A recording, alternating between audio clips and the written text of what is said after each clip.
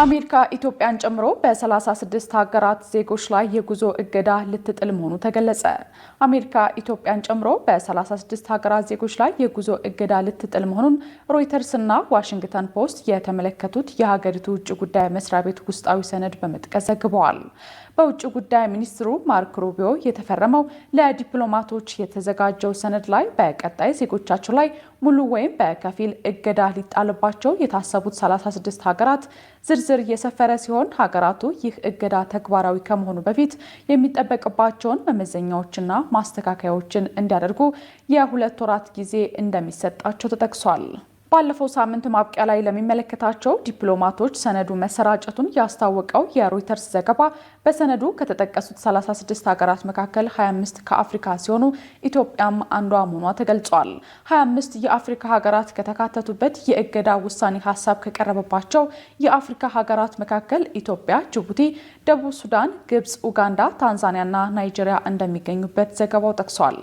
ሀገራቱ የዜጎችን ማንነት ለመለየት የሚያስችል አስተማማኝ ሰነዶችን ለማቅረብ ብቃት ማነስና ተባባሪ አለመሆን፣ የፓስፖርታቸው ደህንነት አጠያቂ መሆን፣ ከአሜሪካ እንዲወጡ የታዘዙ ዜጎቻቸውን ለመቀበል አመቺ ሁኔታን ለመፍጠር ተባባሪ አለመሆን እንዲሁም ቪዛ አግኝተው ወደ አሜሪካ የገቡ ዜጎቻቸውን ለመቆየት ከተፈቀደላቸው ጊዜ በላይ መቆየታቸው ለእገዳው ሰበብ ምክንያት ከሆኑት ውስጥ እንደሚገኝበትም ተጠቅሷል። በተጨማሪም የሀገራቱ ዜጎች በአሜሪካ ውስጥ በተፈጸሙ የሽብር ተግባራት ውስጥ ተሳታፊ መሆናቸው ወይም ጸረ ሴማዊና ጸረ አሜሪካ በሆኑ እንቅስቃሴዎች ውስጥ ተሳታፊ መሆን ለእገዳው ምክንያት መሆኑ በሰነዱ ላይ ተጠቅሷል።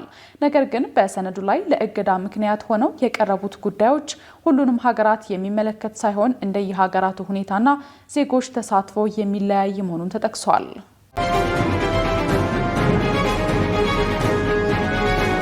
በትናንትና ዕለት በጎርጎራ ሪዞርት በማረፍ ላይ የነበረ ሄሊኮፕተር የቴክኒክ ችግር አጋጥሞት እንደነበር የአማራ ክልል የመንግስት ኮሚኒኬሽን ቢሮ አስታውቋል። ሄሊኮፕተሩ በቅርቡ ተጠናቆ አገልግሎት እየሰጠ ባለው ጎርጎራ ሪዞርት መዳረሻውን አድርጎ እንደነበር የተጠቀሰ ሲሆን በማረፍ ላይ እያለ ችግሩ መከሰቱን ቢሮ አስታውቋል። በችግሩ ምክንያትም በሰው ላይ ያጋጠመ አደጋ አለመኖሩን ያስታወቀው የኮሚኒኬሽን ቢሮ ሄሊኮፕተሩ ከየት እንደተነሳ፣ ስንት ሰው እንደያዘ፣ እነማን በውስጥ እንደነበሩ በመግለጫው ያለው ነገር የለም።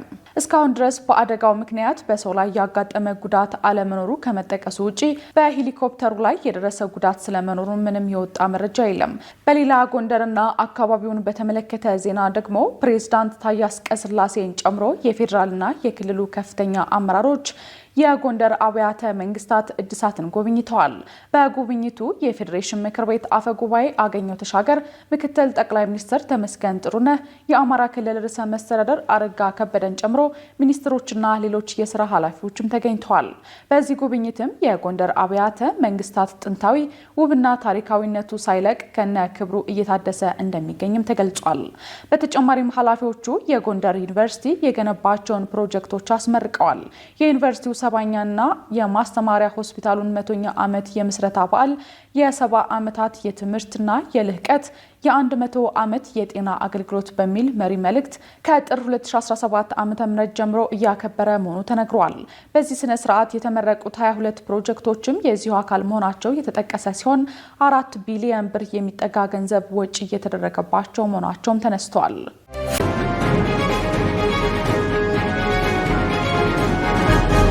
በአዲስ አበባ የሚገኙ ከ1200 በላይ የግል ትምህርት ቤቶች በ2018 ዓ.ም የትምህርት ቤት ክፍያ ጭማሪ እንዲያደርጉ ተፈቀደላቸው።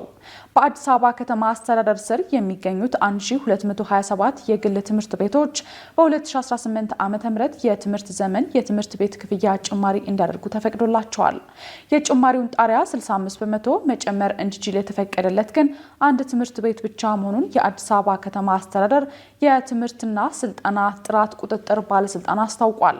የባለስልጣኑ ዋና ስራ አስኪያጅ አቶ ኢዘዲን ሙስባህ ነገሩኝ ብሎ ሪፖርተር እንደዘገበው የአዲስ አበባ ከተማ አስተዳደር ካቢኔ የግል ትምህርት አገልግሎት ክፍያ አሰራር በ2018 ዓ.ም የትምህርት ዘመን ክፍያ ጭማሪ ማድረግ እንደሚችሉ አጽድቋል ብለዋል። በ2018 ዓ.ም ጭማሪ ያደርጋሉ ተብለው የሚጠበቁ 1227 ትምህርት ቤቶች አስቀድሞ የክፍያ ጭማሪ መነሻ ሀሳባቸውን አቅርቡ ሲባሉ የዋጋ ግሽበት ጨምሯል በሚል ያቀረቡት ጭማሪ አስደንጋጭ ነበር ብለዋል። ሆኖም የሚመለከታቸው አካላት በተሳተፉበት ጥናት ካለው ነባራዊ ሁኔታ ጋር አብሮ ሊሄድ የሚችልና በሚቀጥሉት 3 ዓመታት የሚኖር የዋጋ ጭማሪ ጣሪያ ይፋ መደረጉን አስረድተዋል። በዚህም አንደኛ ደረጃ ትምህርት ቤቶች እስከ 40%፣ መካከለኛ ደረጃ ትምህርት ቤቶች እስከ 45% እንዲሁም ሁለተኛ ደረጃ ትምህርት ቤቶች እስከ 55% ዋጋ መጨመር ይችላሉ ተብሏል። በጣሪያው መሰረት 144 ትምህርት ቤቶች እስከ 40%፣ 591 ትምህርት ቤቶች እስከ 45%፣ 378 ትምህርት ቤቶች እስከ 50%፣ 47 ትምህርት ቤቶች እስከ 55%፣ 66 ትምህርት ቤቶች እስከ 60% ሊጨምሩ እንደሚችሉ ተገልጿል። በከተማ አስተዳደሩ ከሚገኙ 1585 ትምህርት ቤቶች መካከል 358 ያህሉ በ2016 ዓ.ም የትምህርት ዘመን የጨመሩ ስለሆኑ በቀጣዩ ዓመት እንደማይጨምሩ ዋና ስራ አስኪያጁ አክለዋል።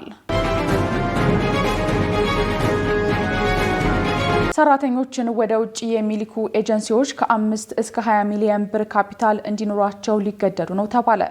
ኤጀንሲዎች የውጭ ሀገር ስራና ሰራተኛ አገናኝ ፍቃድ ለማግኘት ከ5 እስከ 20 ሚሊዮን ብር ካፒታል እንዲኖራቸው የሚያስገድድ ረቂቅ አዋጅ ለሕዝብ ተወካዮች ምክር ቤት መቅረቡ ተሰምቷል። ኤጀንሲዎች ከ50 ሺህ እስከ 250 ሺህ የአሜሪካን ዶላር የዋስትና ገንዘብ በስራና ክህሎት ሚኒስቴር የባንክ ሂሳብ ማስቀመጥን ያስገድዳል ነው የተባለው። የኢትዮጵያ የውጭ ሀገር ስራ ስምሪት አዋጅ የሚል ርዕስ ያለው ረቂቅ ለሕዝብ ተወካዮች ምክር ቤት ባሳለፍነው ሐሙስ ሰኔ 5 2017 ዓ.ም ቀርቧል። በ7 ክፍልና 85 አንቀጾች የተዘጋጀው ረቂቅ ከ8 ዓመታት በፊት የውጭ ሀገር ስራ ስምሪት አዋጅና ከ4 ዓመታት በፊት የጸደቀውን ማሻሻያ የሚሽር ነው። እስካሁን ድረስ በስራ ላይ የነበረው አዋጅና ማሻሻያው በዋናነት የቤት ውስጥ ሰራተኞች ወደ ተቀባይ ሀገር ለስራ ለማሰማራት ብቻ ተፈጻሚነት የነበራቸው መሆኑን የረቂቁ ማብራሪያ ላይ ሰፍሯል። በዚህ ምክንያትም የሰለጠኑ ዜጎችን ለማሰማራት አለመቻሉን ያክላል። ሁለት አዋጆች የማያውቋቸው ጉዳዮች በመከሰታቸውና ለማስተናገድ አስቸጋሪ ሁኔታዎች በመፈጠራቸው አዲስ አዋጅ ማዘጋጀት ማስፈለጉ ማብራሪያው ላይ ሰፍሯል። በረቂቁ መሰረት ለውጭ ሀገር ስራ የሚሰማሩ ስልጠና የወሰዱና ብቃታቸው የተረጋገጠ ሰራተኞች ኤጀንሲዎች በሚያቀርቡት የስራ ትዕዛዝ መሰረት በስራና ክህሎት ሚኒስቴር ይመደብላቸዋል መባሉን ቢቢሲ ዘግቧል። በስራ ላይ በሚገኙ የውጭ ሀገር ስራና ሰራተኛ አገናኝ ኤጀንሲዎች ረቂቅ አዋጁ ላይ ቅሬታ እንዳላቸውም ተናግረዋል። ላለፉት 5 ዓመታት በዘርፉ ላይ የቆዩት አንድ ግለሰብ እኛ አምራች አይደለንም፣ አገልግሎት ነው የምንሰጠው፣ በውጭ ያለውን ሰራተኛ ፈላጊና እዚህ ያለውን ስራ ፈላጊ ማገናኘት ነው የምንሰራው፣ ይሄ እጅግ በጣም አላስፈላጊና የተጋነነ ነው የሚል ተቃውሟቸውን አሰምተዋል። ስማቸው እንዲጠቀስ ያልፈለጉ ሌላ ግለሰብም ይህ ቅድመ ሁኔታ ወይም የኤጀንሲዎችን ቁጥር በጣም ይቀንሰዋል፣ መክፈል የሚችለው በጣም ጥቂት ነው የሚሆነው፣ ወደ ስራው መግባትን በጣም ከባድ ስለሚያደርገው ወደዚህ ስራ መግባት አዋጭ አይሆንም ሲሉ መናገራቸውን ዘገባው አክሏል።